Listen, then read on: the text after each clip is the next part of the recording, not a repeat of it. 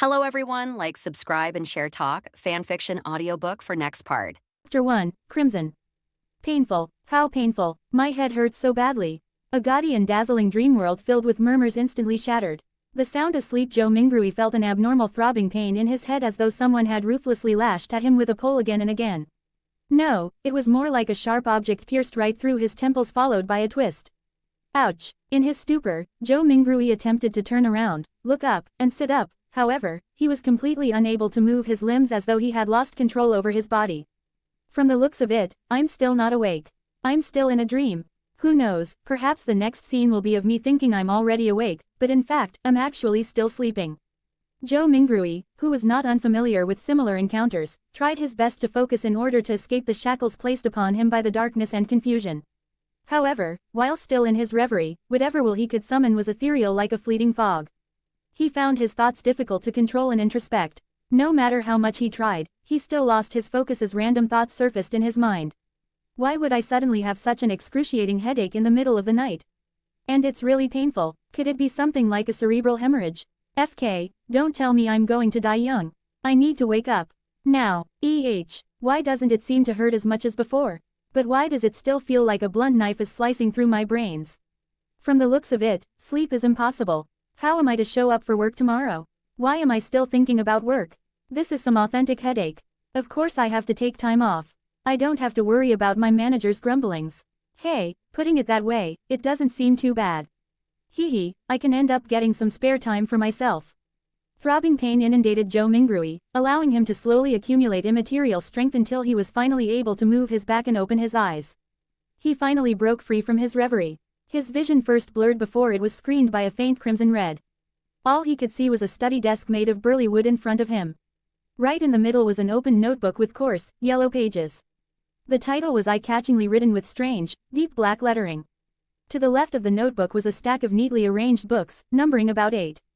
The wall on their right was inset with grayish-white pipes with wall lamps connected to them. The lamp had a classical Western style to it. It was about half the size of an adult's head with an inner layer of transparent glass and an exterior gridded with black metal. Diagonally beneath the lamp was a black ink bottle shrouded in a pale red glow. Its embossed surface formed a blurry angel pattern. In front of the ink bottle and to the right of the notebook sat a dark-colored pen with a fully circular body. Its tip shimmered with a faint glint while its cap rested right beside a brass revolver. A gun, a revolver. Joe Mingrui was completely taken aback. The things laid before him were alien to him. It looked nothing like his room. While feeling shocked and confused, he discovered that the desk, notebook, ink bottle, and revolver were covered in a layer of crimson veil, a result of the light shining from the window. Subconsciously, he looked up and shifted his gaze up bit by bit. In midair, a crimson moon hung high above the backdrop of a black velvet curtain, glowing in silence. Joe Mingrui felt inexplicably horrified as he stood up abruptly. However, before his feet fully straightened, his brain protested with throbbing pain. It made him temporarily lose his strength as he fell uncontrollably. His buttocks slammed heavily onto the burly wood chair. The pain did little. Joe Mingrui stood up again by propping himself up. He turned around in a fluster as he began to size up the environment he was in. The room was not very large, with a brown door on each side of the room. Close to an opposite wall was a low wooden bed. Between the bed and the left door was a cabinet. Its 2 doors were swung open and beneath it were 5 drawers. To the side of the cabinet, there was the same grayish-white pipe on the wall at the height of a person. However, it was connected to a strange mechanical device with exposed gears and bearings in several spots. Items resembling coal stoves sat in the right corner of the room near the table, along with soup pots, iron pots, and other kitchen utensils. Across the right door was a dressing mirror with 2 cracks. Its bottom was made of wood and the patterns were simple and plain. With a sweep of his gaze, Joe Mingrui noticed himself in the mirror, the present him.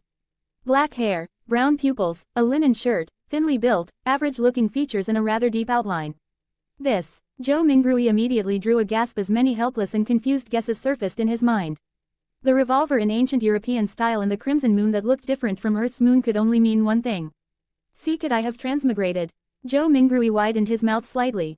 He had grown up reading web novels and had often fantasized over such scenes. However, he momentarily found it hard to accept the situation when he found himself in one. This was probably what it meant to love a fantasy one. In a minute, Joe Mingrui had already cursed himself while trying to make the best out of his adverse situation. If not for the still throbbing headache that made his thoughts high-strung but clear, he would have definitely suspected that he was dreaming. Calm down, calm down, calm down. After taking a few deep breaths, Zhou Mingrui worked hard to stop panicking. At that moment, as his mind and body calmed down, memories began flooding him as they slowly appeared in his mind. Klein Moretti, a citizen of the northern continent's Loan Kingdom, Awa County, city of Tingen.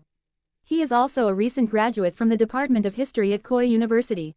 His father was a sergeant of the Royal Army who had sacrificed himself during a colonial conflict with the southern continent.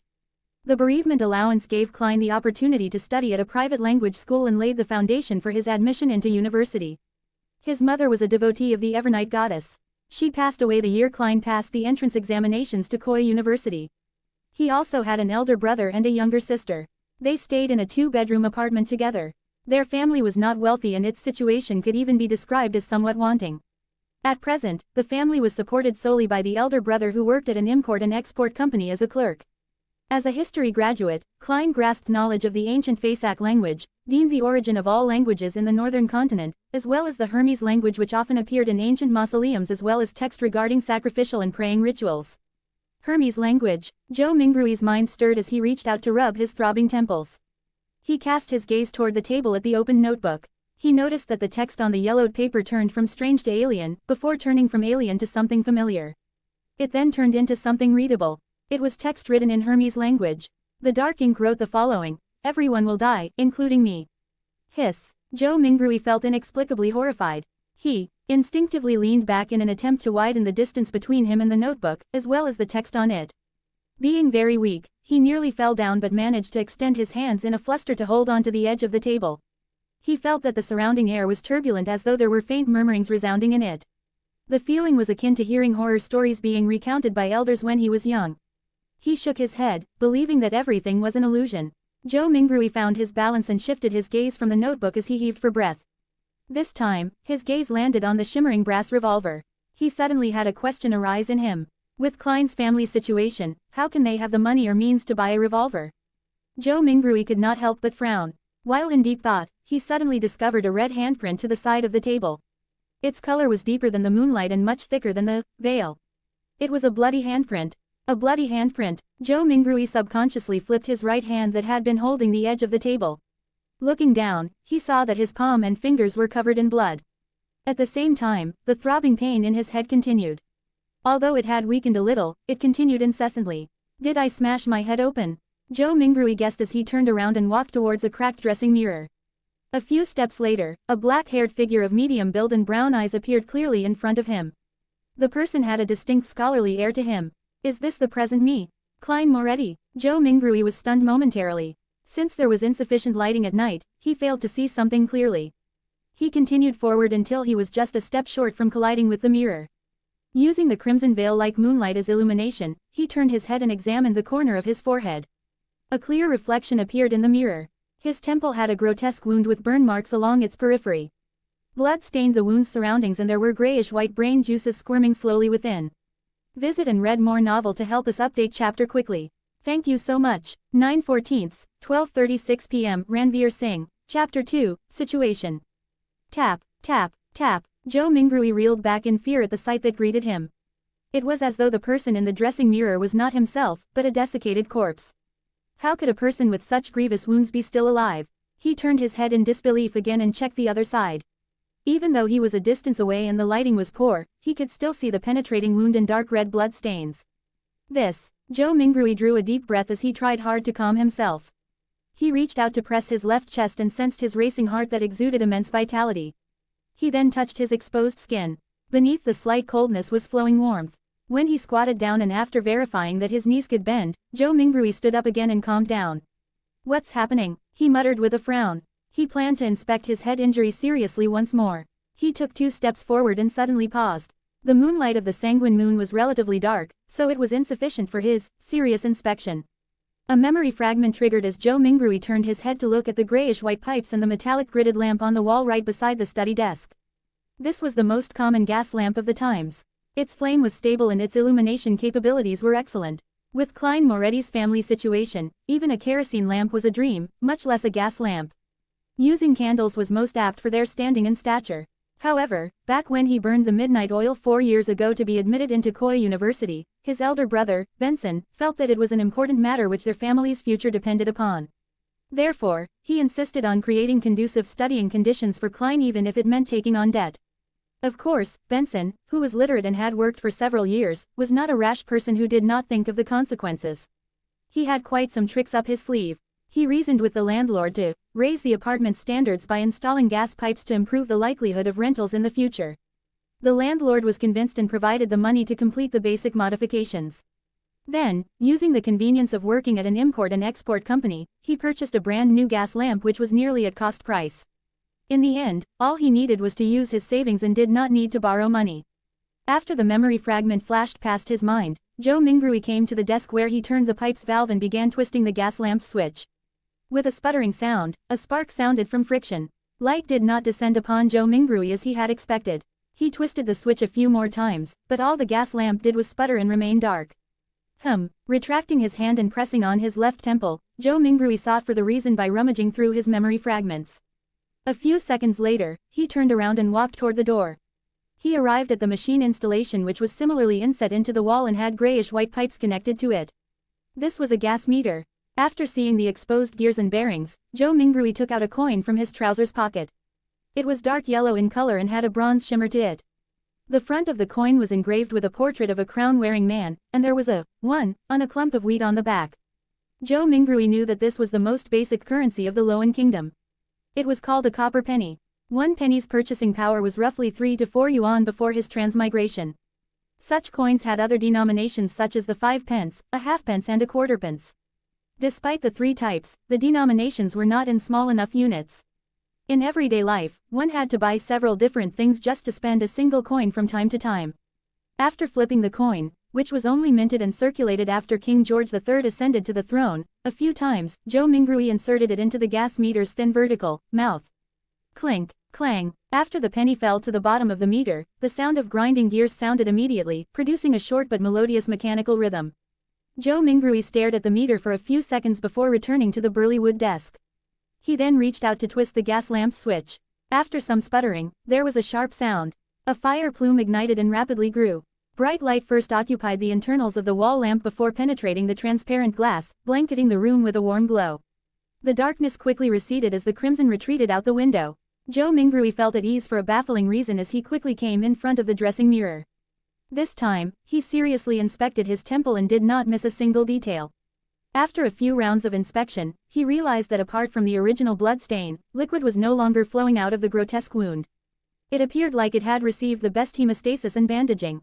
As for the slowly squirming grayish-white brain and the discernible growth of flesh and blood around the wound, it meant that the wound might take 30 to 40 minutes, or maybe even 2 to 3 hours before it would only leave a light scar. The restorative effects that transmigration brings. Joe Mingrui curled up the right corner of his mouth as he muttered silently. Following that, he let out a long sigh. Regardless, he was still alive. After settling his mind, he pulled open a drawer and took out a tiny piece of soap. He took one of the old and tattered towels hanging by the side of the cupboard and opened the door. He then walked to the public bathroom which was shared by the tenants on the second floor. Yes, I should clean up the blood stains on my head, or I'll keep looking like a crime scene. It's fine scaring myself, but if I were to scare my sister, Melissa, when she gets up early in the morning tomorrow, it would be quite problematic. The corridor outside was pitch black. Silhouettes were barely accentuated by the crimson moonlight from the window at the end of the corridor. They looked like a pair of monster eyes that silently observed the living late into the night. Joe Mingrui lightened his footsteps as he walked towards the communal bathroom with a shuddering fear. When he entered, there was even more moonlight, allowing him to see everything clearly. Joe Mingrui stood in front of a wash basin and turned the tap's knob. Upon hearing the gushing sound of water, he suddenly recalled his landlord, Mr. Frankie. As water was included in the rent, this short and thin gentleman who wore a top hat, a vest, and a black suit, always inspected the bathroom actively to take note of any sounds of flowing water. If the water gushed too loudly, Mr. Frankie would ignore all of his gentlemanly traits by flailing his walking stick and striking the bathroom's door, shouting things like, "Darn thief, wastage is a shameless matter, I'll remember you, if I see this happen another time, scram along with your filthy luggage, mark my words, this is the most value for money apartment in Tingan City. You will not find a more kindly landlord anywhere else."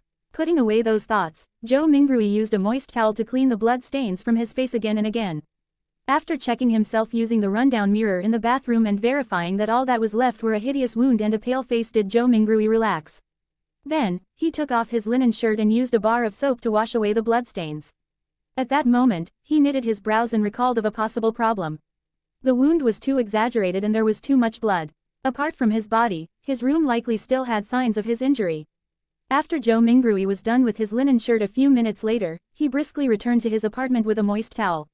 He first wiped the blood handprint on the desk and then, using the gas lamp's illumination, sought out spots which he missed out.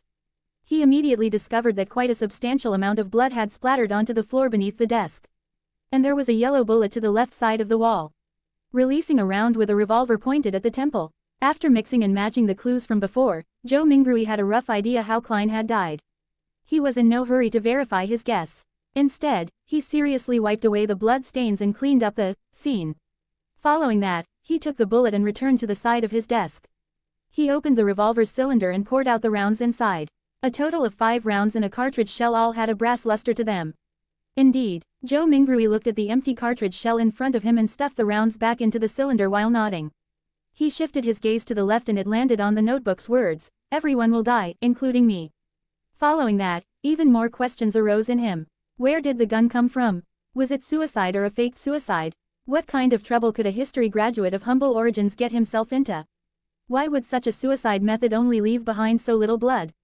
Was it because I transmigrated in a timely manner and it came with healing benefits? After pondering for a moment, Joe Mingrui changed into another linen shirt. He sat on the chair and began pondering over more important matters. Klein's experience was still not something he needed to concern himself with. The true problem was to figure out the reason for his transmigration and if he could return. His parents, relatives, best buddies, and friends. The fascinating world of the internet and all sorts of delicious delicacies. These were reasons that prompted his desire to return. Click, click, click. Joe Mingrui's right hand was subconsciously pulling out the revolver's cylinder and slamming it back into place, again and again. Yay, there has not been much difference for me between this period of time and the past. I was just a little unlucky, but why would I transmigrate for no baffling reason? Bad luck. Yes, I tried a luck enhancement ritual before dinner today. A thought flashed in Joe Mingrui's mind, illuminating the memories which were concealed by a fog of confusion. As a qualified keyboard politician, keyboard historian, keyboard economist, keyboard biologist, and keyboard folklorist, he had always deemed himself as knowing something of everything.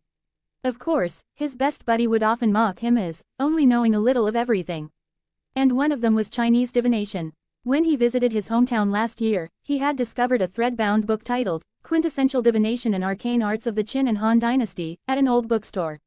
It looked pretty interesting and could aid him in posturing on the internet, so he bought it. Unfortunately, his interest was short-lived. The vertical script it used made the reading experience horrible. All he did was flip through the beginning pages before he threw it into a corner. He had experienced a spate of bad luck in the past month, losing his cell phone, customers running away after cheating him, and mistakes at work. Only then did he suddenly recall the luck enhancement ritual written at the beginning of Quintessential Divination and Arcane Arts. Furthermore, the requirements were extremely simple, without any basic foundation requirements. All he needed was to get 4 portions of the staple food in his area and place them in the 4 corners of his room. They could be placed on furniture such as tables and cupboards.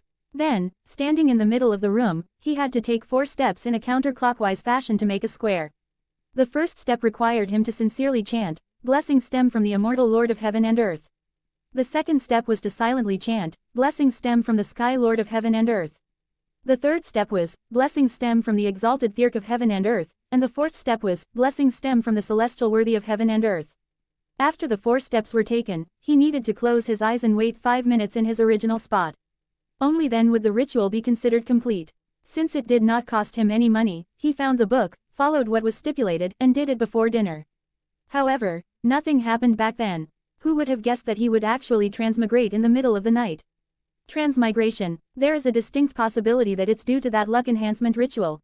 Yes, I should give it a try here tomorrow. If it's really because of that, I stand a chance of transmigrating back. Joe Mingrui stopped flicking the revolver's cylinder and suddenly sat straight up. Regardless, he had to give it a try. He had to attempt a Hail Mary. 9/14, 12:42 p.m. Ranveer Singh, Chapter 3, Melissa. After confirming his plan, Joe Mingrui immediately felt he had a mental crutch. His fear and unease were all swept away into a corner of his mind. Only then did he have the mood to carefully study Klein's memory fragments. Joe Mingrui habitually stood up before turning off the pipe's valve.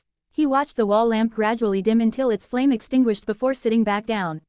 As he subconsciously fiddled with the revolver's brass cylinder, he pressed the side of his head. He slowly recalled his memories in the crimson-dyed darkness as though he was the most attentive viewer in a movie theater. Perhaps as a result of having a bullet pass through his head, Klein's memories were like shattered glass. Not only were the memories not contiguous, there were many spots which were clearly missing. For example, memories pertaining to how the exquisite revolver appeared in his possession, whether he had committed suicide, or was killed, as well as the meaning of the words, "Everyone will die, including me," on the notebook, or whether he had participated in anything odd 2 days before the incident. Not only had these particular memories become fragmented, there were also missing pieces. It was the same even for knowledge he ought to know. In light of the present situation, Joe Mingrui believed that if Klein were to return to university, it was unlikely he could graduate. This was despite him having left campus just days ago without relaxing one bit. He needs to participate in the Tingen University's history department interview 2 days later. The university graduates of Lowen Kingdom do not have the tradition of staying at their alma mater. His mentor had given him a recommendation letter for Tingen University and Backland University. Through the window, Joe Mingrui silently observed the red moon setting in the west. The gradual sinking of the moon continued until faint light glowed from the east, dyeing the horizon golden. At that moment, there was a commotion inside the apartment. Soon, the sound of footsteps approached his door. "Melissa is awake. She's really as punctual as always." Joe Mingrui smiled. Due to Klein's memories, seeing Melissa made him feel as though she was really his younger sister. "However, I do not have a younger sister." He immediately contradicted himself. Melissa was different from Benson and Klein. Her rudimentary education was not completed at the Sunday school classes offered by the Church of the Evernight Goddess. When she reached schooling age, the Lowen Kingdom had enacted the Basic Education Law. A primary and secondary education committee was established and was specially provided with funding, increasing the kingdom's investment into education. In less than 3 years, under the premise that numerous church schools would be incorporated, many public primary schools were established to strictly maintain the principle of religious neutrality. This was to prevent education from involving itself in the conflicts between the Lord of Storms, Evernight Goddess, and the God of Steam and Machinery. Compared to Sunday school that only cost a copper penny a week, a public primary school's cost of 3 pence a week appeared rather expensive. However, the former only provided education every Sunday, whereas the latter provided 6 days of classes a week. In conclusion, the price was so low that it was almost free. Melissa was different from most girls. From a young age, she enjoyed things like gears, springs, and bearings. Her ambition was to be a steam mechanic. Having suffered from a lack of culture, Benson, who knew the importance of education, supported his sister's dreams. Just like how he supported Klein's university education. After all, Tingen Technical School was only considered secondary education. There was no need for her to attend language school or a public school for more knowledge. In July last year, 15-year-old Melissa passed her entrance examinations and fulfilled her dreams of becoming a student at the Tingen Technical School's Steam and Machinery department. As such, her weekly school fees raised to 9 pence. Meanwhile, Benson's company was affected by the situation in the southern continent. There was a drastic drop both in profit and business transactions. More than a third of the employees were retrenched. In order to keep his job and maintain their livelihood, Benson could only accept more arduous tasks. He had to work overtime more frequently or head to places with harsh environments. That was what he was occupied with the past few days. It was not that Klein did not think of helping share his elder brother's burden, but being born a commoner and having been admitted into an average language school, he felt a strong sense of inadequacy when he enrolled into university.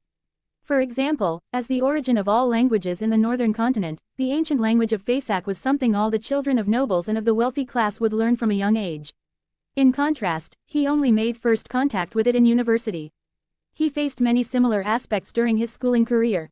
Klein nearly gave his all and often stayed up late into the night and woke up early before barely managing to catch up to the others, eventually allowing him to graduate with average results. Memories regarding his elder brother and younger sister remained active in Joe Mingrui's mind until he turned the doorknob open. Only then did he jolt awake and remember that he held a revolver in his hand. This was a semi-regulated item. It will scare children. Also, there's still the wound on my head. With Melissa arriving at any moment, Joe Mingrui pressed onto his temple and hurriedly pulled open a desk drawer and threw the revolver in before slamming it close. What happened? Melissa looked over curiously when she heard the commotion. She was still in the prime of her youth. Even though she did not have much nutritious food to eat, making her face thin and slightly pale, her skin remained lustrous as it exuded the vibes of a young girl.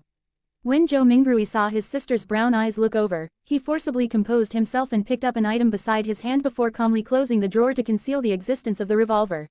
He placed his other hand on his temple, the texture confirming that his wound had already healed. He took out a silver vine leaf pocket watch and pressed the top gently, causing its cover to flip open. It was a picture of the siblings' father. It was the most valuable item the Royal Army sergeant left behind, but being a second-hand item, it would often malfunction from time to time in recent years even though he had gotten a watchsmith to fix it. It had embarrassed Benson, who enjoyed bringing it with him to elevate his status many a time, so it was thrown away back at home in the end. It had to be said that perhaps Melissa did have talent in machinery. After grasping the principles behind the watch, she borrowed the tools from her technical school to fiddle with the pocket watch. Recently, she even claimed to have fixed it. Joe Mingrui looked at the watch's open cover and saw that the second hand was not moving. Subconsciously, he twisted the top dial to wind the pocket watch. However, despite winding it a few times, he did not hear the sound of taut springs. The second hand remained motionless. It looks like it's broken again. He looked at his sister while trying to find a topic of conversation. Melissa shot him an expressionless glance and briskly walked over to take the pocket watch away. She stood in her spot and pulled up the button sitting atop the pocket watch. With a few simple turns, the tick-tocking of the second hand sounded. Isn't pulling the button up usually meant to adjust the time? Joe Mingrui's expression immediately turned blank. At that moment, a bell chimed from a faraway cathedral. It chimed 6 times, sounding distant and ethereal. Melissa tilted her head to listen to it and pulled the button up once again. Following that, she turned it to synchronize the time. "It's okay now," she said simply without emotion. She then pressed the top button back and handed the pocket watch back to Joe Mingrui. Joe Mingrui returned a smile politely in embarrassment. Melissa gave her elder brother a piercing stare before turning to walk to the cupboard. She took her toiletries and towel before opening the door to leave. She headed for the public bathroom. Why did her expression have a look of disparagement and resignation? Is it a look of love and concern for a retarded brother? Joe Mingrui lowered his head and chuckled. He closed the pocket watch's cover with a click before opening it again. He repeated this action as his idle thoughts focused on a question. Klein committed suicide without a silencer. Well, I'll consider it as suicide for now. His suicide should have caused quite a commotion, yet, Melissa, who was just a wall away, did not notice it at all. Was she sleeping too soundly? Or is Klein's suicide shrouded in mystery to begin with? Click, the pocket watch opened. Clack, the pocket watch closed. Melissa returned from washing up and saw her brother's subconscious act of constantly opening and closing the pocket watch. Her gaze was once again glazed with exasperation as she said with a sweet voice, "Klein, take out all the remaining bread. Remember to buy fresh ones today. There's meat and peas too. Your interview is soon. I'll make you mutton stewed with peas." As she spoke, she moved a stove out from a corner. With some charcoal, she boiled a pot of hot water. Before the water boiled, she opened the cupboard's lowest drawer and took out what seemed like a treasure, a can of inferior tea leaves. She threw about 10 leaves into the pot and pretended that it was real tea. Melissa poured 2 big cups of tea as she shared 2 pieces of rye bread with Joe Mingrui over tea. There is no sawdust or excessive gluten mixed in, but it is unappetizing. Joe Mingrui still felt weak and was starving. He forced himself to swallow the bread with the tea while complaining inwardly. Melissa finished eating a few minutes later. After she adjusted her black hair that reached down to her vest, she looked at Joe Mingrui and said, "Remember to buy fresh bread. All we need is 8 pounds. The weather is hot, so the bread will easily spoil. Also, buy the mutton and peas. Remember to buy them." Indeed, she was showing concern for her dull brother. She even had to repeat to emphasize it another time. Joe Mingrui nodded with a smile. All right. Regarding the Lowen Kingdom's pound, Joe Mingrui matched Klein's muscle memory with his. He believed it was close to half a kilogram of what he was accustomed to. Melissa did not say anything further. She stood up and tidied the area. After packing away the last bit of bread for lunch, she put on a tattered veil cap that their mother left behind, picked up a self-sewn bag used to carry her books and stationery, and prepared to leave. It was not Sunday, so she had an entire day of classes to attend. Walking from their apartment to Tingen Technical School took about 50 minutes. There were public horse carriages that cost a penny a kilometer with a limit of 4 pence in the city and 6 pence in the city outskirts. In order to save money, Melissa would leave ahead of time and walk to school. Moments after she opened the main door, she paused in her footsteps and turned her body halfway, saying, "Klein, don't buy too much mutton or peas. Benson might come back on Sunday. Oh, and remember we only need 8 pounds of bread." "All right, sure thing," answered Joe Mingrui exasperatedly. Simultaneously, he repeated the word, Sunday, a few times in his head. In the northern continent, a year was similarly split into 12 months. Every year, there was 365 or 366 days. A week was similarly split into 7 days. The splitting of months was a result of astronomical observations. It made Zhou Mingrui suspect whether he was in a parallel world. As for the splitting of days, it was a result of religion. This was because northern continent had 7 orthodox gods: the eternal blazing sun, the lord of storms, the god of knowledge and wisdom, the evernight goddess, Mother Earth, the god of war, and the god of steam and machinery. Watching his sister close the door and leave, Zhou Mingrui suddenly sighed. Soon, his thoughts focused onto the luck enhancement ritual. Sorry, I really wish to return home. 9/14, 12:45 p.m. Ranveer Singh, Chapter 4, Divination.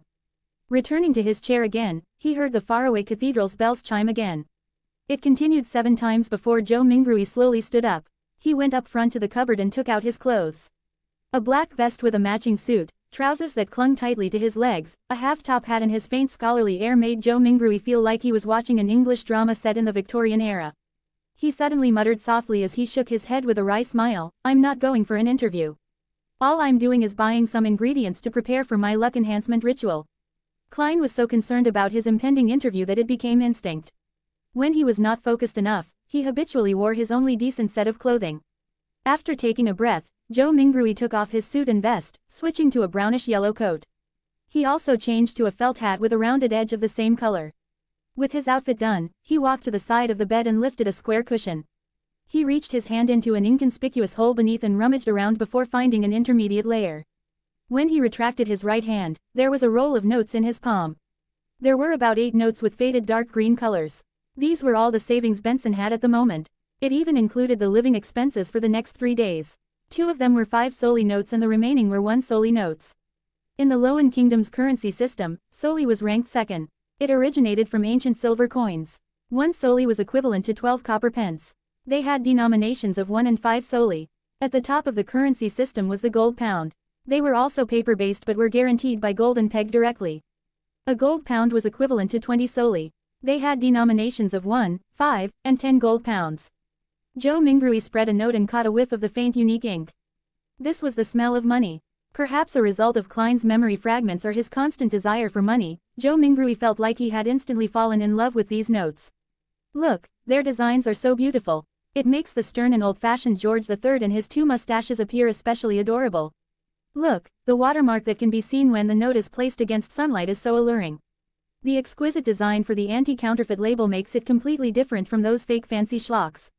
Zhou Mingrui admired it for nearly a minute before pulling out 2 1 Soli notes. He then rolled up the remaining notes and stuffed them back into the cushion's concealed layer. After arranging and flattening the cloth around the hole, Zhou Mingrui folded the 2 notes he had taken out neatly and placed them into the left pocket of his brownish-yellow jacket. He separated the notes from the few pence he had in his trouser pocket. With all of this done, he placed a key into his right pocket and brought a dark brownish paper bag along with him and quickly walked toward the door. His shuffling footsteps slowed down from a brisk pace until it eventually stopped. Zhou Mingrui stood by the door and was unsure when he had already begun to frown. Klein's suicide was fraught with peculiarities. Would he encounter any accidents if he were to leave just like that? After some deep thought, Zhou Mingrui returned to his desk and pulled open the drawer. He then took out the shimmering brass revolver. This was the only defensive weapon he could think of, and it was the only weapon with sufficient power. Although he had never practicing shooting, just pulling such a revolver out would definitely daunt anyone. He caressed the revolver's cold metal before stuffing his revolver into the pocket where his notes were. He clasped the money in his palm as his fingers pressed onto the gun's handle. It was perfectly concealed. Feeling secure, he who knew a little of everything suddenly had a worry.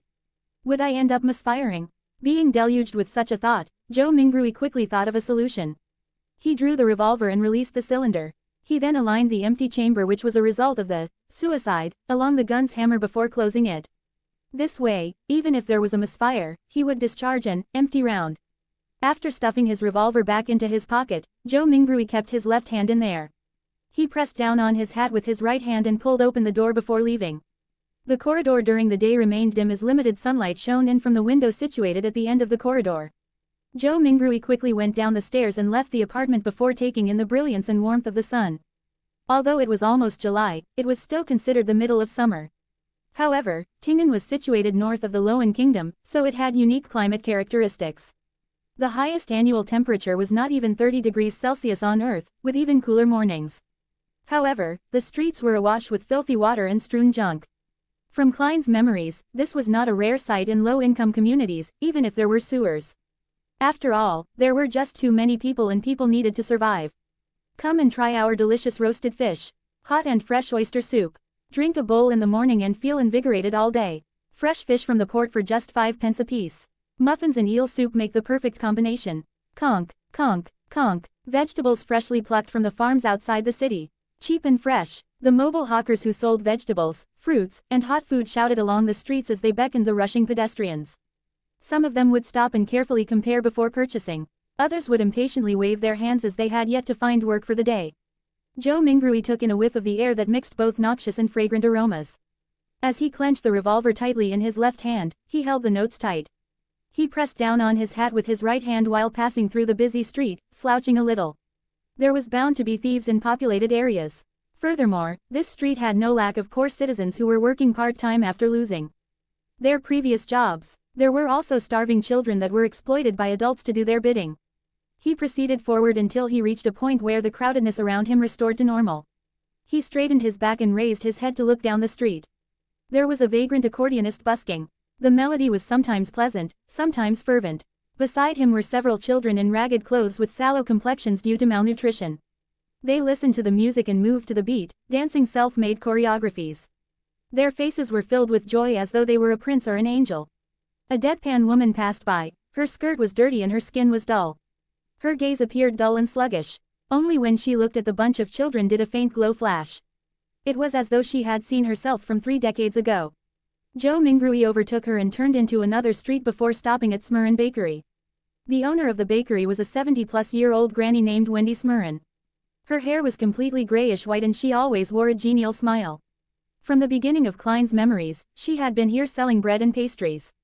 Oh, the Tingen biscuits and lemon cakes she bakes are very delicious. Joe Mingrui gulped a mouthful of saliva and smiled. Mrs. Smurren, 8 pounds of rye bread. Oh, dear Klein, where's Benson? Is he not back? Wendy asked smilingly. In a few more days, answered Joe Mingrui vaguely. As Wendy took the rye bread, she sighed. He sure is a hard-working lad. He will have a good wife.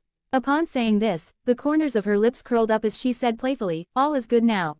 You have already graduated. You are a history graduate of Arkoi University ~O. You will soon be able to earn money. You should not be staying in the apartment you are currently living in. At the very least, you should have a bathroom you can call your own. Mrs. Smurren, you seem to be a young and energetic woman today. All Joe Mingrui could do was respond with a dry smile. If Klein were to successfully pass his interview and become a lecturer at Tingen University, it was true that his family would immediately be pushed up to a higher socio-economic status. In his memory fragments, he had once fantasized about renting a bungalow in the suburbs. There would be 5 or 6 rooms, 2 bathrooms, a huge balcony upstairs, 2 rooms, a dining room, a living room, a kitchen, a bathroom, and an underground storage room on the first floor. This was not a wishful dream. Even a lecturer on probation at Tingen University would have a weekly salary of 2 gold pounds. After the probationary period, the salary would be raised to 3 gold pounds and 10 soli. One had to know that despite working for so many years, Klein's brother, Benson, only had a weekly salary of 1 pound and 10 soli. Ordinary workers at a factory did not even get a pound or, at best, a little more. And rent for a bungalow was about 19 soli to 1 pound and 18 soli. This is the difference between earning 3 to 4,000 yuan and earning 14 to 15,000 yuan a month. Joe Mingrui mumbled to himself. However, all of this was under the premise that he passed either the Tingen University or Backland University interviews. There were not many other opportunities. People without any connections were unable to get recommendations to become a public servant. And those who studied history were more limited in job opportunities. There was not much demand for private consultants from the aristocrats, banks, or industrial magnates. Taking into account that the knowledge Klein grasped were fragmented and incomplete, Joe Mingrui felt awkward and guilty towards Mrs. Smurren's expectations of him. No, I have always been this young, answered Wendy humorously. As she spoke, she packed the 16 rye bread she had weighed into the brown paper bag that Joe Mingrui had brought. She stretched out her right hand and said, 9 pence. Every rye bread weighted about half a pound as differences were inevitable. 9 pence. Wasn't it 11 pence 2 days ago? Joe Mingrui asked subconsciously. It cost 15 pence the month before the previous month. You have to thank the people who protested on the streets for the repeal of the Grain Act, said Wendy as she shrugged. Joe Mingrui nodded in vague acknowledgement. Klein's memories regarding this was incomplete. All he remembered was that the core tenet of the Grain Act was to protect the prices of domestic agriculture products.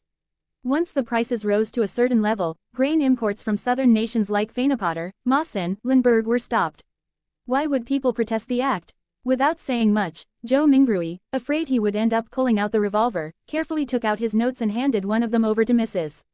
Smurrin. He was given 3 copper pence in change.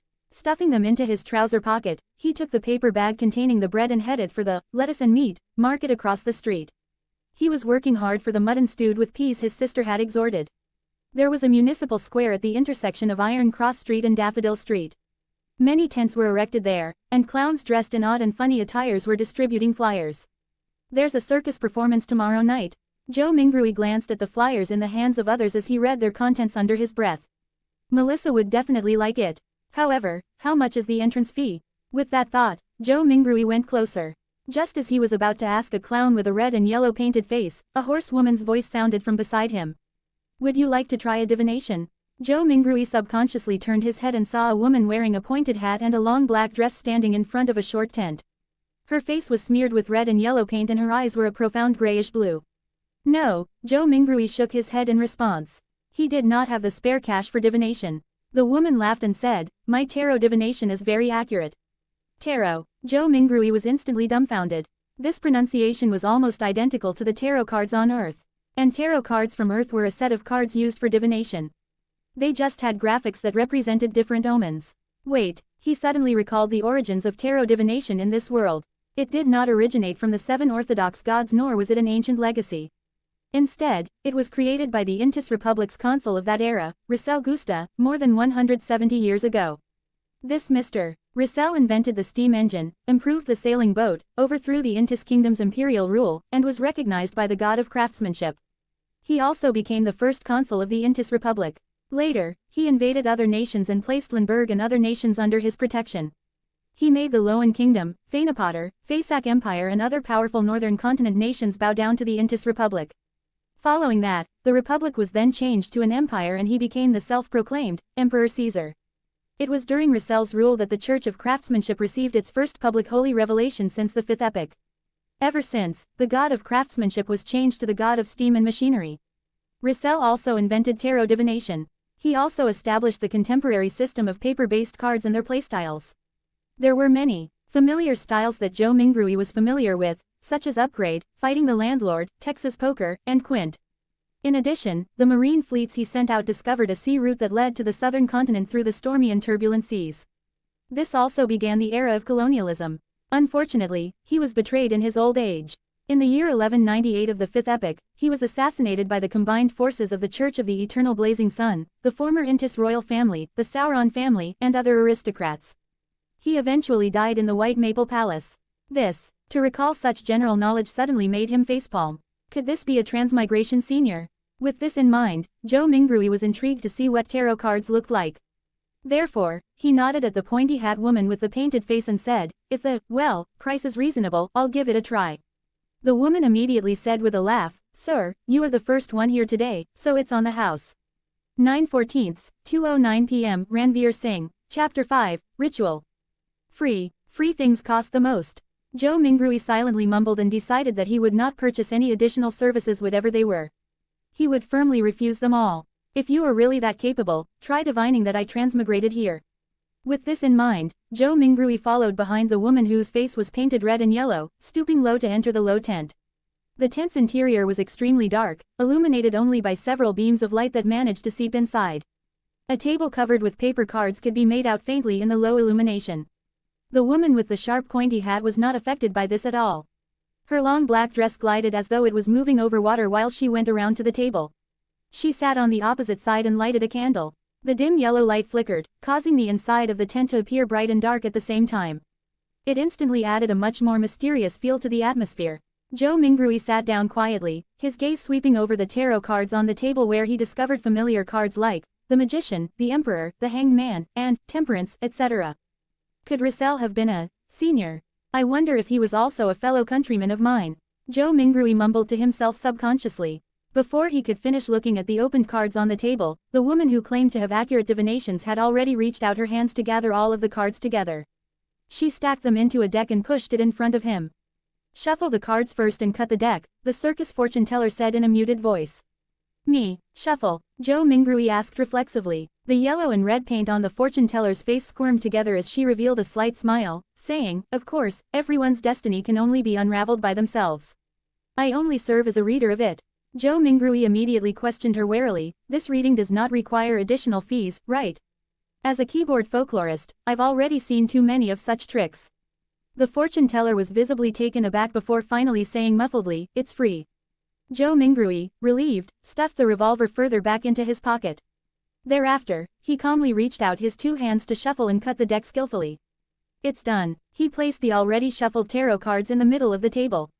The fortune teller clasped the cards with both her hands and carefully looked at cards for a while. Then, she suddenly opened her mouth and said, I'm sorry, I forgot to ask, but what would you like to ask about?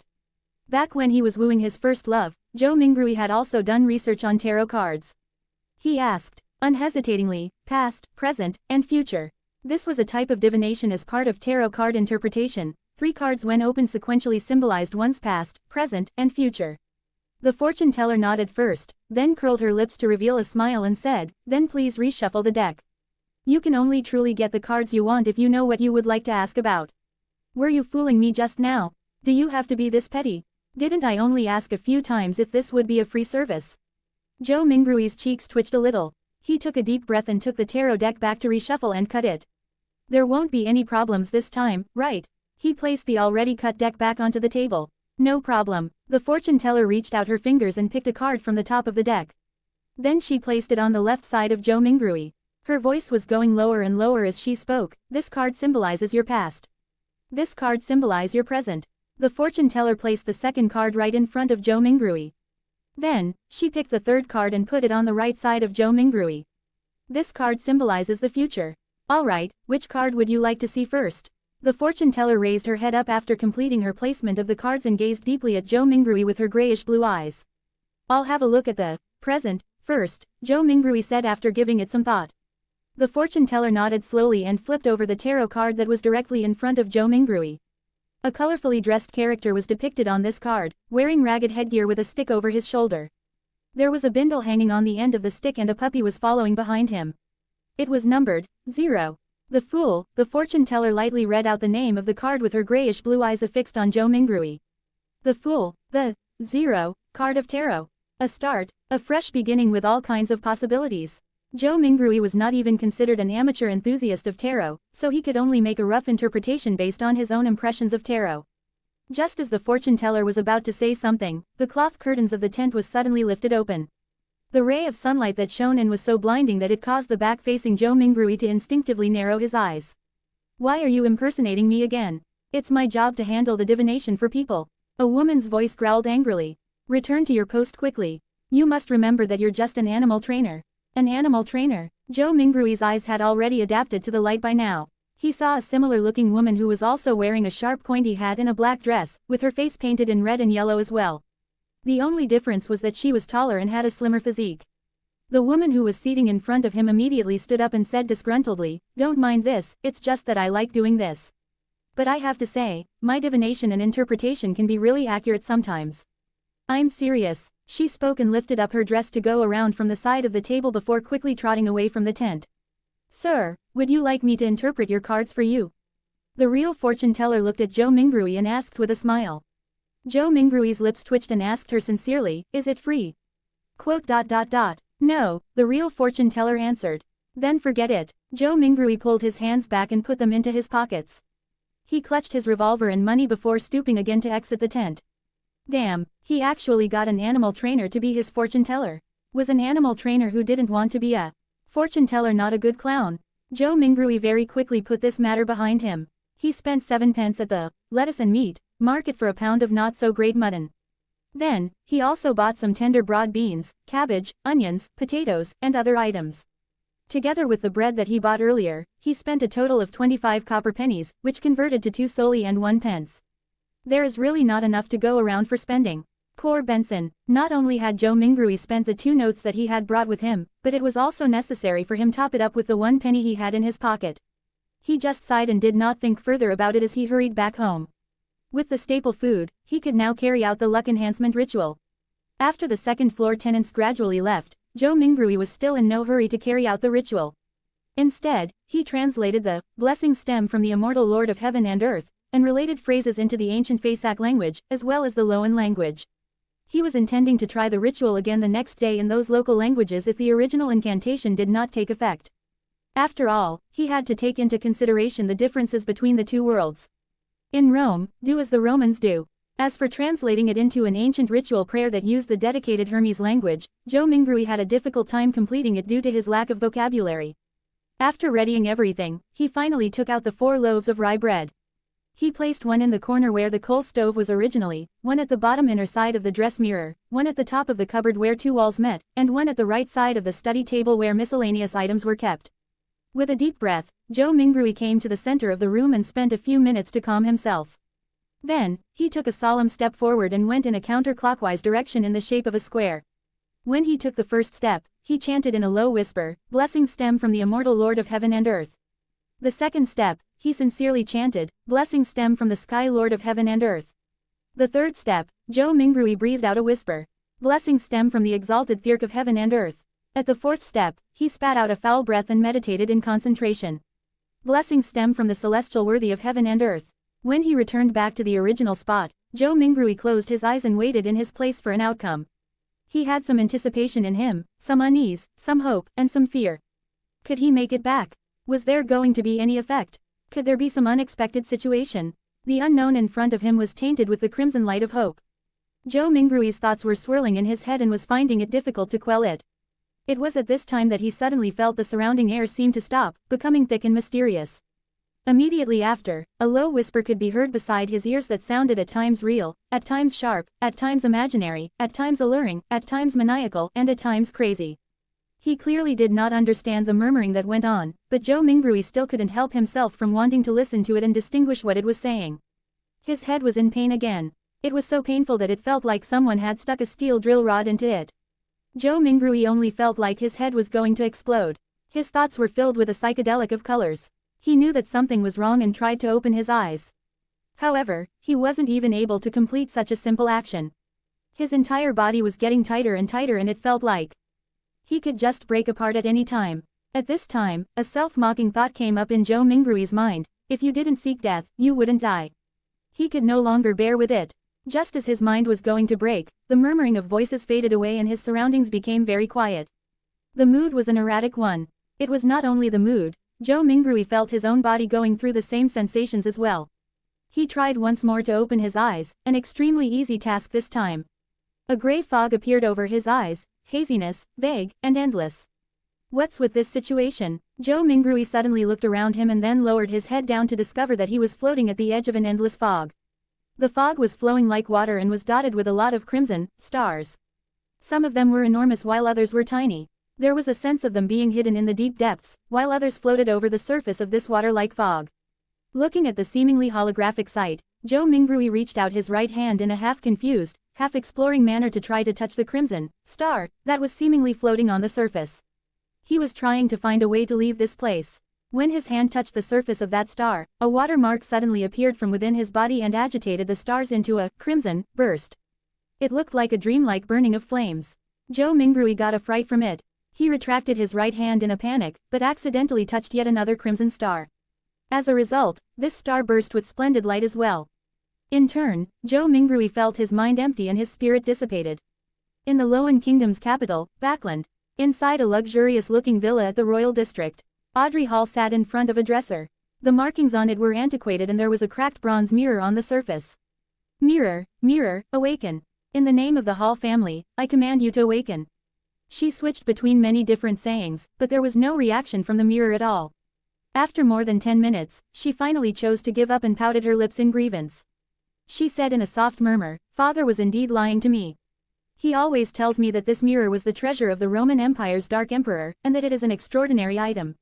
Her voice trailed off. The bronze mirror which rested on the dresser suddenly glowed with a crimson light that shrouded her completely. In the Sonia Sea, a 3-masted sailboat that looked like an obvious relic was navigating through a storm. Alger Wilson stood on deck, his body undulating with the currents at sea, maintaining his balance easily. He wore a robe embroidered with lightning patterns, and in his hand was a quirky-shaped glass bottle. Bubbles billowed inside the bottle at times, frost turned into snow at times, and signs of gusting wind could be seen at times.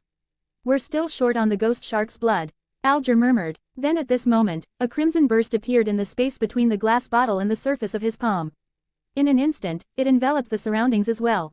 In the fog of grey mist, Audrey Hall regained her sight.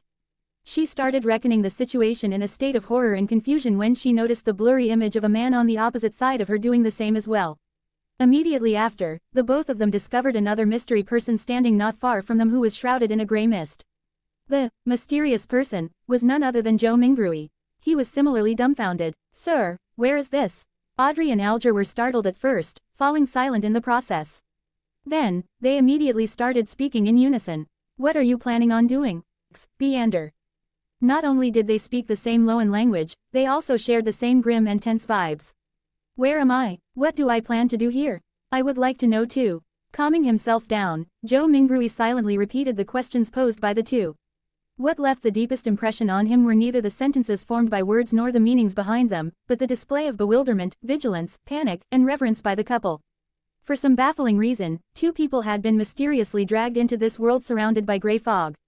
As the perpetrator, Joe Mingrui was already feeling abnormally dumbfounded and startled, let alone the couple who was pulled into this mess completely passively.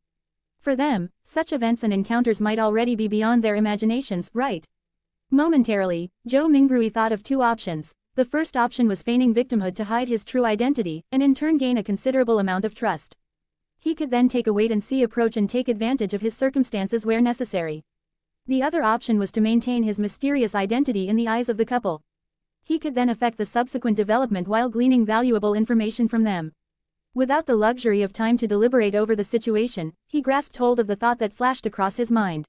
He made an immediate decision to try out the second idea.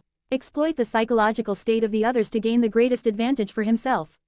After a few seconds of silence in the fog, Joe Mingrui chuckled.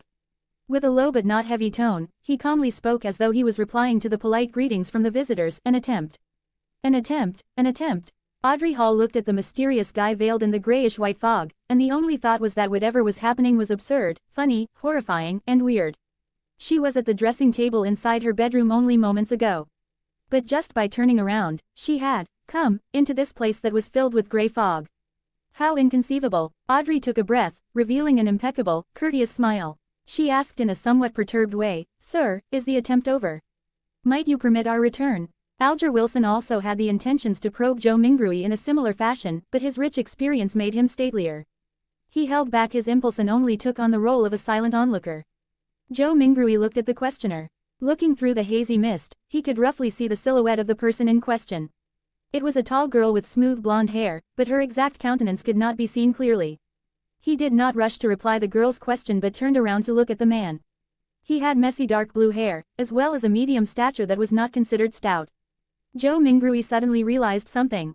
Once he became stronger or had a deeper understanding of the foggy world, perhaps it was possible for him to see through the fog and discern the girl and the man. In this situation, they are the visitors, and I'm the master. After changing his mindset, Joe Mingrui instantly noticed details that he had neglected earlier on. The girl with a melodious voice and the mature, withdrawn man both looked considerably incorporeal. Tainted by a faint crimson red, they resembled a projected image of the two crimson red stars beyond the grey fog. This projection was based on the connection between the crimson red and himself, an intangible connection that only he himself could realistically grasp hold of. The projection would disappear once the connection was cut, and the couple would then return.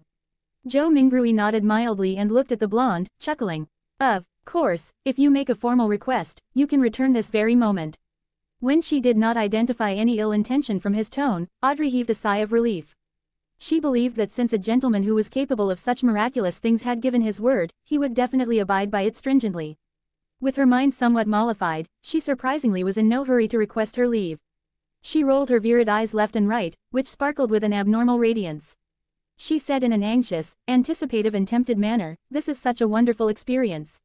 Yes, I have always been hoping that something like this would happen. I mean, I like mysteries and supernatural miracles. No, my point is, what I mean is that, sir, what can I do to become a Beander?"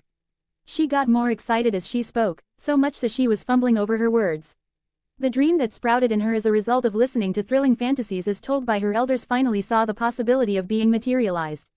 However, with just a few words, she had already forgotten all her previous fears and horrors. Good question. I would also like to know the answer. Zhou Mingrui complained inwardly. He started to ponder on an answer to the question to maintain his unfathomable image. At the same time, he felt that it was quite unbecoming of him to talk while standing. Shouldn't he be in a palace, sitting at the head of a long table, and on a mysterious high-backed chair engraved with ancient patterns, while silently observing his visitors? As soon as this thought surfaced, the gray fog started to churn, giving both Audrey and Alger a shock. In an instant, they saw a number of towering stone pillars around them. Above them was a vast dome that encapsulated them. This entire edifice looked magnificent, grand and lofty, just like a legendary palace for giants. Directly under the dome where the gray fog gathered, a long, bronze table appeared with 10 high-backed chairs on either side in a symmetrical arrangement. The back of each chair dazzled and shone faintly with crimson red, drawing the outlines of weird constellations that differed from reality. Audrey and Alger sat face to face, sitting next to the seat of honor. The girl looked to her sides, and could not help but mumble, "How fascinating." "It is certainly fascinating." Zhou Mingrui extended his right hand and caressed the edge of the bronze table a little while maintaining an unperturbed expression. Alger inspected the surroundings, and after a few seconds of silence, he suddenly opened his mouth, and answered Audrey's question in place of Zhou Mingrui. "Are you alone? If you want to become a Meander, join the churches of either the Evernight Goddess, the Lord of Storms, or the God of Steam and Machinery. The majority of us will not meet a Meander our entire lives." This has caused churches, and even some clergies within some of the biggest churches, to suspect the same. While this is the case, I am certain to tell you that Beyonders still exist in courts, tribunals, and execution agencies.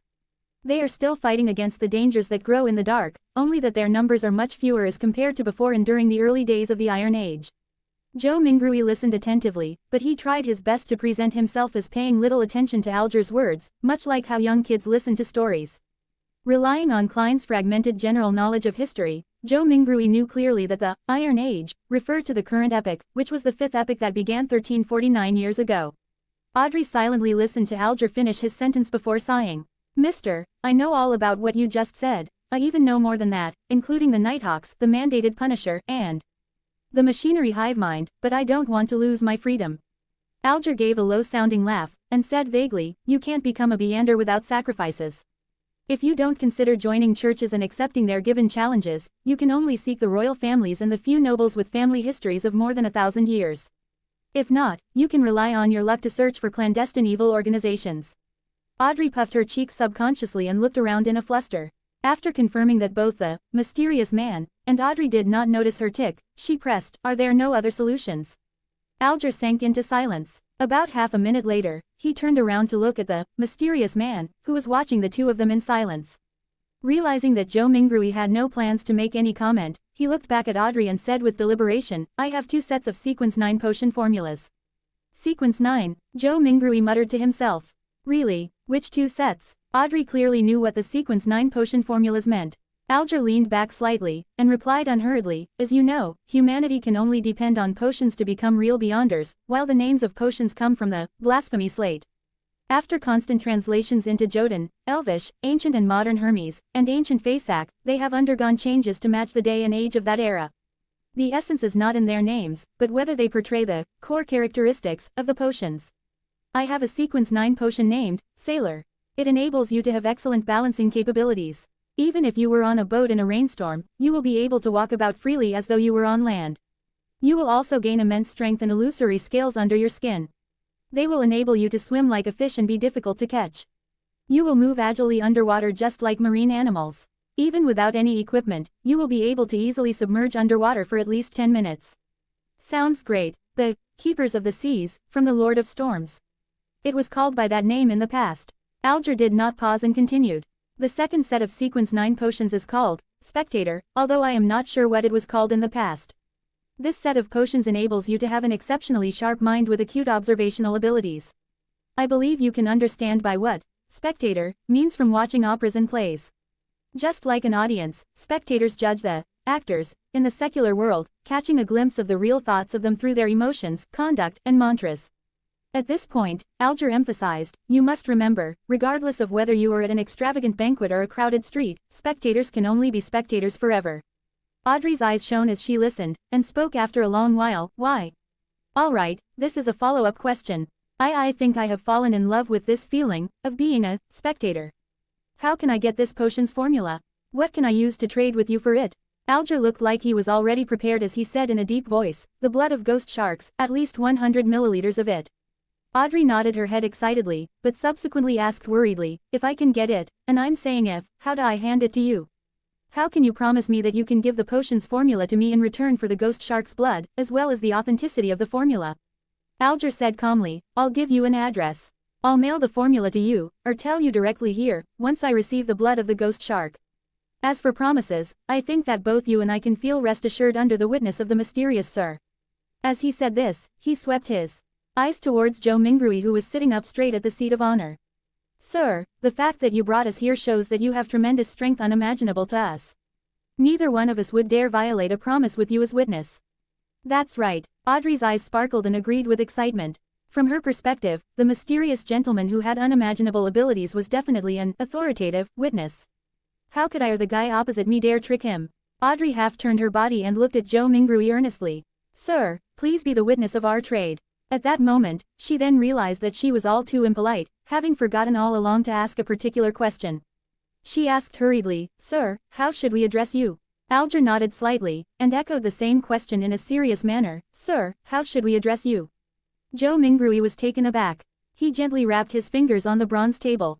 The contents of the earlier divination flashed across his mind suddenly. He leaned back, withdrew his right hand, and crossed his 10 fingers, placing them below his chin.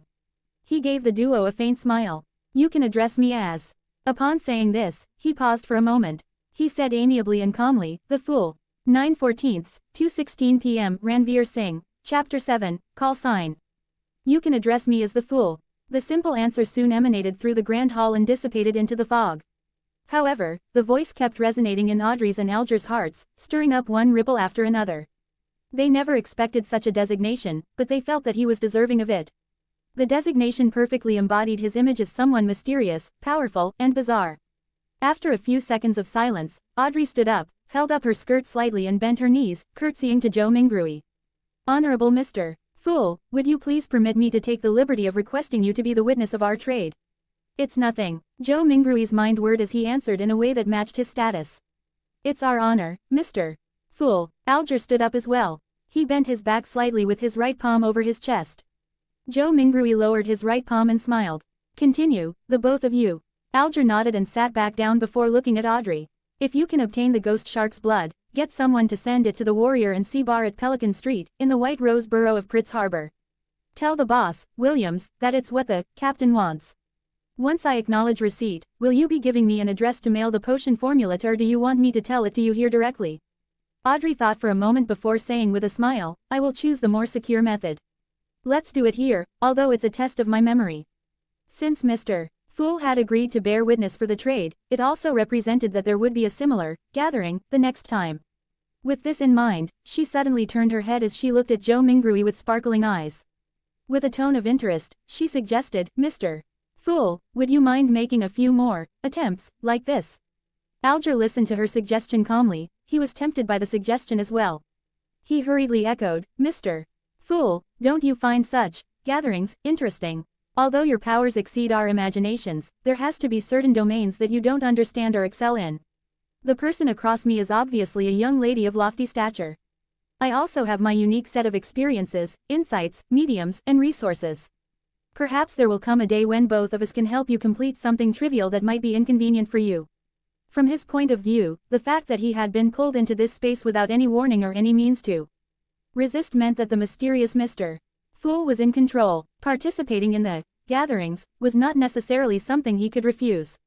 Therefore, it was better to reap the benefits of this encounter as much as he could to make up for his passive and disadvantaged state. The trio at the long table had different backgrounds, resources, information channels, and comprehension of the mystical domain. If they interacted and enjoyed some limited cooperation, they could produce unpredictable and immeasurable effects. The resource trade that had just been negotiated was one example. Another example would be if he wished to kill someone. He could easily request the gathering's members who did not appear to be related to him both on the surface and in reality for help. He could perfectly misdirect any investigators. A young lady of lofty stature. Was my behavior and accent that obvious? Audrey stared blankly, mouth slightly agape, but she soon jolted back to her senses and nodded her head without any hesitation. Mr. Fool, I think it's a very good suggestion. As long as this gathering becomes regular, you can totally leave certain things that are inconvenient for you to us. Of course, it has to be something within our capacities. From the moment he heard the suggestion, Zhou Mingrui was already weighing the pros and cons. More gatherings definitely allowed him to gain more knowledge of the secrets of the Beyonders or other mysteries, a boon for his transmigration back.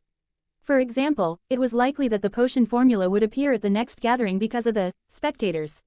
Similarly, the information he gained was bound to be helpful for his present life. However, more gatherings meant it was easier to expose himself. Indeed, regardless of the world, there is no such thing as a free lunch. Zhou Mingrui extended his right hand again as he rapped the side of the long table with his finger gently. Considering the fact that he was in control of the gathering's summoning and dismissal, any threat of exposure was within the confines of his control. The pros clearly exceeded the cons, so Zhou Mingrui rapidly made a decision. He stopped his rapping as he smiled at the anticipative and perturbed gazes of the duo. I'm a person who likes a fair and equal exchange. Your help will not go unrewarded. Every Monday at 3 in the afternoon, try your best to be alone. After I make a few more attempts and figure out certain things, perhaps you can apply for a leave of absence ahead of time. You will no longer need to worry about being in inappropriate situations. This was a form of agreement to Alger's and Audrey's suggestions. Audrey had just turned 17. Having been taken care of her entire life, she had the character of a young girl. Therefore, she could not help but clench her fist and gradually pump it in front of her chest when she heard the fool's reply. Without waiting for Alger to say a word, Audrey said in excitement, her eyes glowing, then, shall we give ourselves call signs? After all, we can't use our real names for conversation. Although I might not be able to deceive Mr. Fool regarding my true identity, the person opposite me poses some danger. I must not let him know who I am. Good idea, answered Zhou Mingrui in a simple and relaxed manner. Audrey's mind immediately began whirring as she aired her thoughts as they came to her. You are Mr. Fool, which is derived from tarot cards. Then, as a fixed, long-term, and secretive gathering, we should be uniform in our designations. Yes, I'll also choose one from the tarot cards. Her tone slowly turned joyous. I've decided. My designation shall be Justice. It was one of the 22 major arcana tarot cards. What about you, Mr.? Audrey cheekily smiled at her partner, sitting across her. Alger frowned slightly before relaxing it immediately. The Hanged Man. It was another major arcana card.